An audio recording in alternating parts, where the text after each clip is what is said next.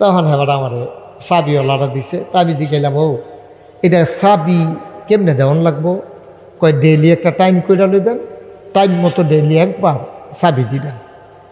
আমি ঘড়িটার আইন না ডেইলি একবার করে চাবি দেই। একদিন চিন্তা করলাম, ক্যাশ টেহা দিয়ে ঘড়ি কিনা এই প্রত্যেক দিন আমি চাবি দাম, আমি কি ঘড়ির চাহন নাকি?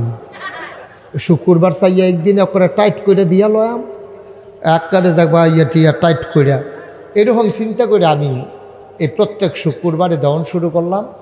এরপরে দেখলাম যে ঘড়িটা পরের দিন শনিবারে নষ্ট হয়ে গেছে।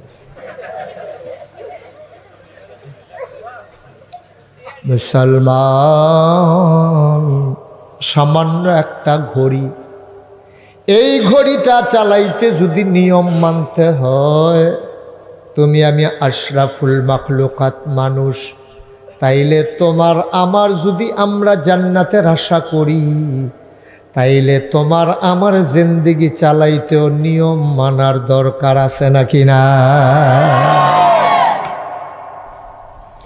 সামান্য একটা ঘড়ি, এটা নিয়ম না মানলে যদি নষ্ট হয়ে যায়, তুমি আশরাফুল মাখলুকাত, সৃষ্টির সেরা মানুষ, তুমি যদি তোমার মাওলার দেওয়া নিয়ম না মানো, ঘড়ির নিয়ম দিছে আমরার মেম্বারে না চেয়ারম্যানে না, ঘড়ির নিয়ম দিছে ঘড়ি বানাই নাই, তাইলে তুমি আমি কোন পথে চলবো, খাবো কি, করব কি?